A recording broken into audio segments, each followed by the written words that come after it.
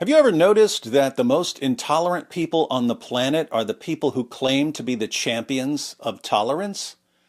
Have you noticed that people scream inclusivity when they want to exclude, and respect when they're disrespecting something, and diversity when they're imposing uniformity? Here's the latest of the endless examples of this from the UK. Dear parents and carers, as we approach the spring season, I would like to inform you about an important update regarding our school's traditional Easter celebrations. So, the school has a tradition. Gotta love traditions. After careful consideration and discussions with our school community, we have decided not to hold the Easter Bonnet Parade or the Easter service this year. This decision has been made in the spirit of inclusivity and respect for the diverse religious beliefs represented within our school community. There you have it, inclusivity, respect, diverse, the big three.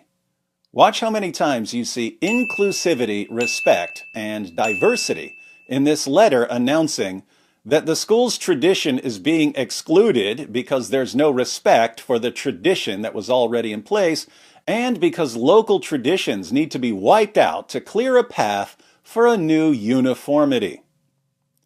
Our school is committed to fostering an environment where every child feels valued and respected regardless of their religious background. By not holding specific religious celebrations, we aim to create a more inclusive atmosphere that honors and respects the beliefs of all our children and their families. We understand that this change may be disappointing for some, especially those who have cherished these traditions over the years. However, we believe that this decision aligns with our values of inclusivity and respect for diversity. Laying it on pretty thick, aren't you?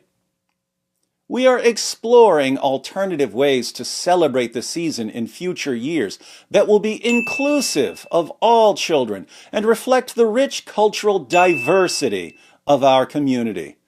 One of the ways we will be celebrating inclusivity is by taking part in Refugee Week, which occurs in June, as well as beginning our journey to become an accredited school of sanctuary for refugees. Watch this space. In the meantime, we look forward to seeing many of you at the Music Festival in a couple of weeks. Music Festival? Music Festival? Music is haram in Islam, you bigots. What's next? A pork and beer festival? Bunch of Islamophobes. By the way, wait until someone complains that the music festival is offensive. Canceled. It'll be replaced by a new tradition of having all kids of all backgrounds attend prayers at the local mosque, for the sake of inclusivity. We appreciate your understanding and support as we make this transition. If you have any questions or concerns, please do not hesitate to contact the school office. Thank you for your continued support. Kind regards, Miss Mander, Head Dimmy. Wow, I'm blown away by all the inclusivity, respect, and diversity.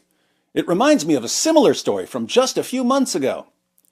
Parents fury after school tries to ban Christmas references from its festive pantomime so it can be inclusive for children of all faiths. Is it just me, or are British people easily controlled by words? This happens everywhere, but it seems like a much bigger problem in Great Britain. Gangs of men were allowed to horribly abuse tens of thousands of young British girls for decades, and the entire population was kept silent with a couple of words: Islamophobe and racist.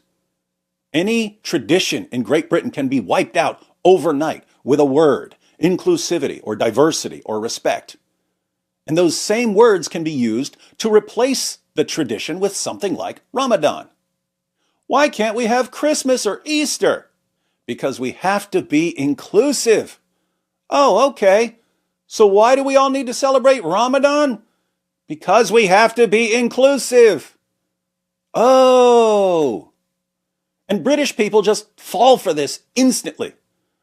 Orwell pointed out the problem. But instead of paying attention and recognizing their weakness and guarding their minds and their traditions, the people of Great Britain decided it's just time to fade away. We keep thinking that this is something that's going to pass, but it's time to be realistic here. If your culture has become so incredibly weak and pathetic that it can be wiped out with a few words, I'd say your culture is coming to an end. Do you know what the fall of Great Britain reminds me of? My mother and one of my brothers died of drug overdoses. Family members get addicted to drugs, and you try to help them. Sometimes you even help them get totally clean, but they just keep going back to the thing that's destroying them. And in the end, you just can't do enough to save them. For me, watching Great Britain destroy itself is like watching my mom destroy herself, knowing that no matter how hard I try, I can't stop her. You've still got a chance to go to rehab, people of Great Britain, but you are rapidly running out of time.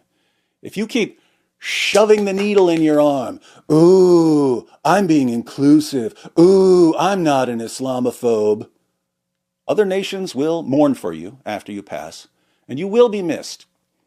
And if it's any consolation, future generations in other countries will use you as an example of how a once great nation can be destroyed by fear of words. What can the rest of us do? We can still try to help Great Britain. Things can always change, but we should be focusing more on things that last and on supporting people and countries that aren't hell-bent on self-destruction. Some people, in some places, guard their traditions. They value them. They cherish them. They're not ashamed of them. They fight for them. They understand that if even one generation gives up, something important will be lost. They dedicate their lives to preserving their values, their traditions, their culture. They can't be manipulated into destroying themselves by the latest buzzwords. And that's why their values and their traditions and their culture remain.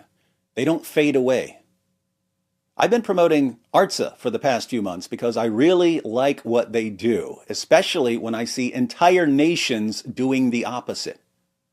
ARTSA gathers products from local artisans in Jerusalem and Nazareth and Bethlehem and other locations and ships them to you in a box. Every box you buy supports small local businesses and charities run by Christians and Jews who want to preserve and celebrate and share their traditions, not hide them in the name of exclusion masquerading as inclusion. If you haven't signed up to receive your quarterly ARTSA box, the link is in the description. Use the promo code DIZZLE to get a discount. See the difference between people who love and share their traditions and those who've been taught to despise and hide their own traditions? Which traditions do you think will last? Those that are loved and shared, or those that are despised and hidden?